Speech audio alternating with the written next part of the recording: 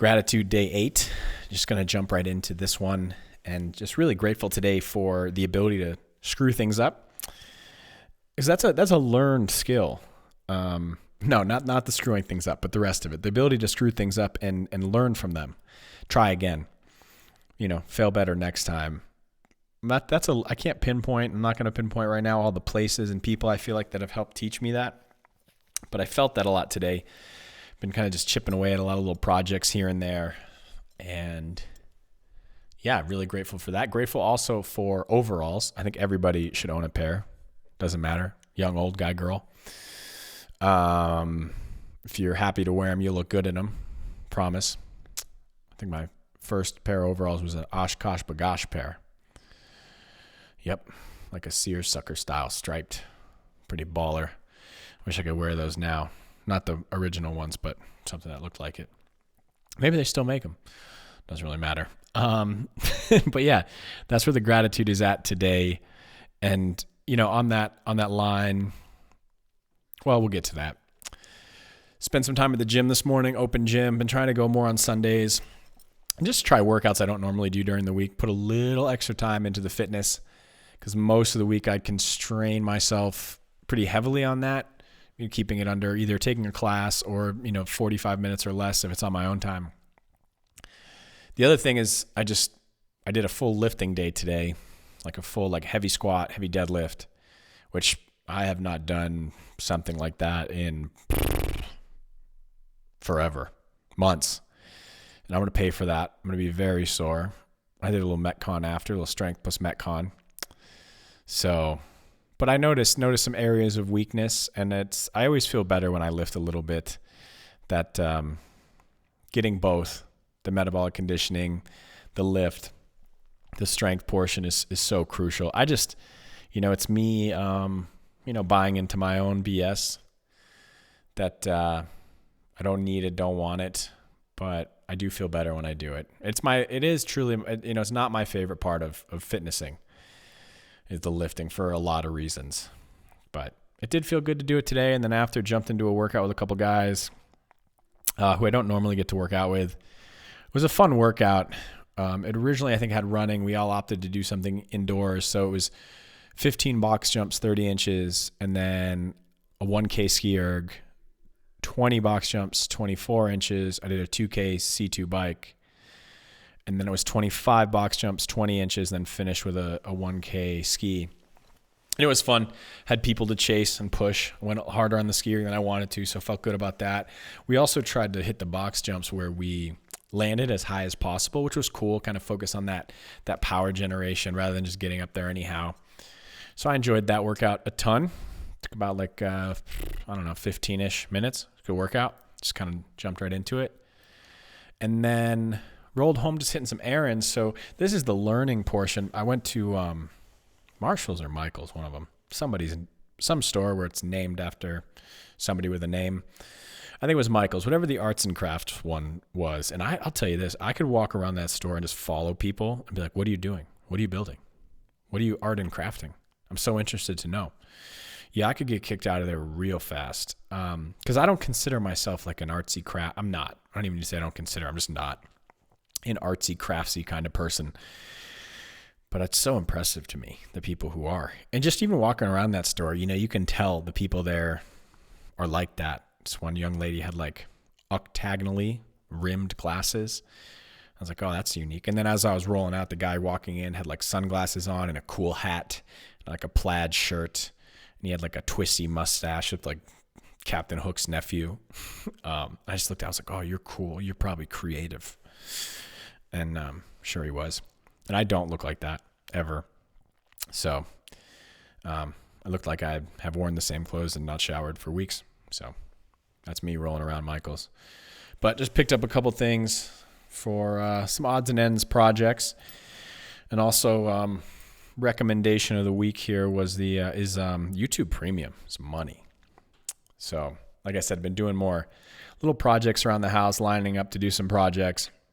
You can just learn anything on YouTube. I know I've talked about this before, but it is just the best. And the ads really aren't that much of a hindrance, but a friend of mine recommended to me that I do that.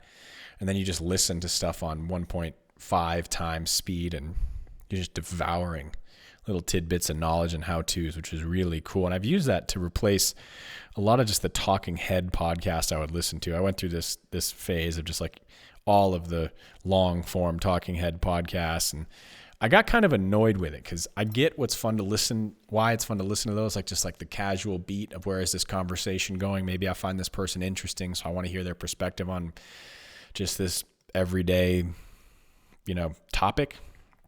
But I don't know, after a while I felt like it was sort of, I was just like eating snack food. It's like it was kind of interesting and kept my attention at the time, but afterwards I didn't feel that nourished by it. So then I switched to more books, audiobooks, which I liked, or podcasts that like I felt like were teaching me about a specific subject or topic. And now it's the do-it-yourself videos, which is really cool. I like where I'm at with that right now. Probably, it'll ebb and flow. That's my recommendation. YouTube Premium, if you don't have it, jump on that. And then driving home was talking to Ma Dukes, and we were just talking about various topics. And really what we were talking about is, one, why is it so hard to like get back on the path? And, if things aren't going well, why is it so hard? Small groups, relationships, by yourself to fix that stuff. And what she said to me, I like the way she phrased it, and that's why I wanted to share it. We've talked about this before. We will talk about it again. Is she just said accountability is a super weapon. I like that phrase. Accountability is a super weapon. And I felt like this was worth talking about because I think there's a lot of ways out there, and she even said this, that this concept could be used in a way that hurts us or helps catalyze our life. And one of the things she said right off the bat was, she said, what I'm not saying is that you should pile on, just denigrate yourself constantly. Oh, I screwed this up. You idiot. You messed this up. This was your fault. This was my fault. I take responsibility. I screwed this up. I think accountability is twofold. It is, one, identifying how your actions or lack thereof contributed to an outcome, and that they did in some way contribute to that outcome. Rarely are we 100%, the impetus for that outcome. And the second one was that accountability is sort of saying like, hey, here's what I'm going to do next. Here's my contribution to change, improve, evolve, adapt to this scenario should it happen again. It's not just saying, oh man, I really sucked. I screwed that one up, and then moving on. Hey guys, my bad. I'll probably screw it up again in the future. That's not what accountability is.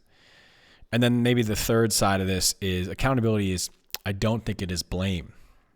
And like I said, I think it's important to stand up and own how you contributed to or didn't contribute to an outcome. But the downside of blame is it basically just says it stops there. It stops at the blame.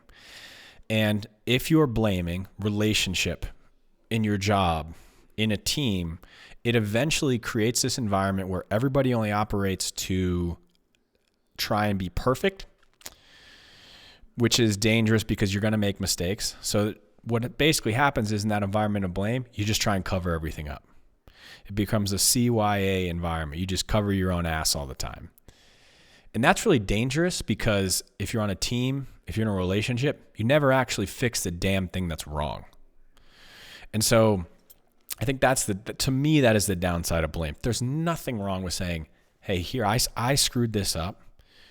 I admit that. How can I make this better? How can we move forward? What can we do next? That's like the next important step. And the next step after that, where I think a lot of us fall short, self included, is actually acting on that. It is so freaking uncomfortable. My mom said this too. She's like, we're so afraid of being wrong.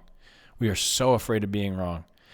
And which I think is silly. And it made me think of like, every time I meet somebody who's like, I'm a perfectionist. I'm not saying that person is dangerous. I'm not saying anything pejorative of that person, but I raise a little bit of an eyebrow. You're a perfectionist. And I'm like, well, what are you trying to hide? What are you worried about? What are you afraid of? You're a perfectionist. Because typically perfectionists say like, oh, I get everything right, every single time. And that's just not the case for human beings. It's just not possible. Maybe if they were like, well, I'm a perfectionist in the sense that I want to keep trying and getting things better, and iterating and improving, I could vibe with that. But I think that's the downside of blame. You got to be willing to be wrong. We've been floating around a lot of these topics today, talking about it in terms of accountability really hit me hard, and I liked it. So I think those are some of the goals. Take ownership over how you contributed or didn't contribute to an outcome. Look at what are the next steps to not repeating that. Find a way to actually put that into action. What is really the next step you're going to do? How, you need to take action soon. And be careful both about blaming yourself, blaming other people, because again, it creates this environment both in your head and externally that prevents everybody from taking action and improving the thing that's fucked up. And I can't say that enough. I cannot say that enough. Even though sometimes it's really fun to blame. And, this is what's cool for me to think about this. I said that I would keep this one to 10 minutes and it's going over. So that one's on me. We will rein it back in at some point. But what this reminded me of, and I heard this advice when I was much younger from my mom, and she said, every time you point a finger, you have multiple fingers pointing back at you. I'm pointing at this other thing. This is wrong. This is why the things are screwed up, blah, blah, blah. This is influencing me this way. Well, what are these three fingers telling me? These three fingers are telling me, hey, James, what's the accountability that you have to this outcome or this event right now?